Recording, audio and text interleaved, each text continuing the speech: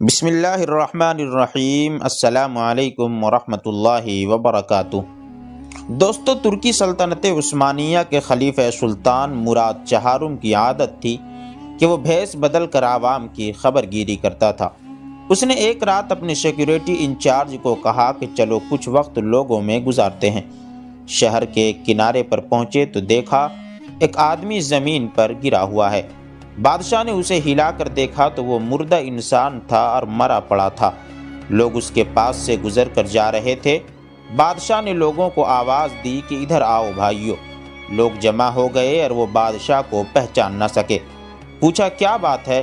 بادشاہ نے کہا کہ یہاں آدمی مرا پڑا ہے، اس کو کسی نے کیوں نہیں اٹھایا؟ کون ہے یہ اور اس کے گھر والے کہاں ہیں؟ لوگوں نے کہا کہ یہ بہت برا اور گنہگار انسان ہے۔ تو سلطان مراد نے کہا کہ کیا یہ امت محمدیہ میں سے نہیں ہے؟ چلو اس کو اٹھائیں اور اس کو گھر لے کر چلے۔ لوگوں نے میت کو گھر پہنچا دی۔ اس کی بیوی نے خاوند کی لاش دیکھی تو رونے لگی۔ لوگ چلے گئے۔ بادشاہ اور اس کا سیکیورٹی انچارج وہیں عورت کا رونا سنتے رہے۔ وہ کہہ رہی تھی کہ میں گواہی دیتا ہوں کہ بے شک تو اللہ کا ولی ہے، نیک لوگوں میں سے ہے۔ سلطان مراد بڑا متعجب ہوا کہ یہ کیسے ہو سکتا ہے۔ لوگ تو اس کے بارے میں بہت باتیں کر رہے تھے اور اس کے میت کو ہاتھ لگانے کو بھی تیار نہ تھے۔ اس کی بیوی نے کہا کہ مجھے بھی لوگوں سے یہی امید تھی۔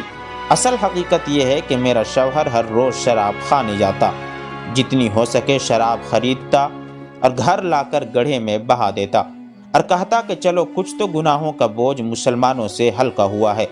اسی طرح رات کو ایک بری عورت کے پاس جاتا اور اس کو ایک رات کی اجرت دے دیتا اور اس کو کہتا کہ اپنا دروازہ بند کر لے، کوئی تیرے پاس نہ آ سکے۔ گھر آ کر کہتا الحمدللہ آج اس عورت کا اور نوجوان مسلمانوں کے گناہوں کا میں نے کچھ بوجھ ہلکا کر دیا ہے۔ لوگ اس کو ان جگہوں پر آتا جاتا دیکھتے تھے۔ میں اس سے کہتی تھی کہ یاد رکھ جس دن تو مر گیا لوگوں نے تجھے غسل دینا ہے اور نہ تیری نماز جنازہ پڑھنی ہے اور نہ تجھے دفنانا ہے۔ وہ مسکرا کر کہہ دیتا اور مجھ سے کہتا تھا کہ گھبرا مت، دیکھے گی کہ میرا جنازہ وقت کا بادشاہ علماء اور اولیاء پڑھائیں گے۔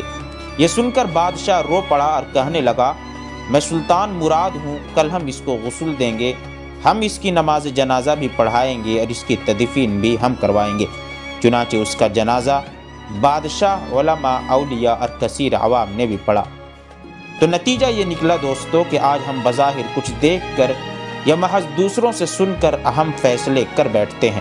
اگر ہم دوسروں کے دلوں کے بھید جان جائیں تو ہماری زبانیں بھی گونگی ہو جائیں۔ زاہد نگاہ کم سے کسی رند کو نہ دیکھ، نہ جانے اس کریم کو تو ہے کہ وہ پسند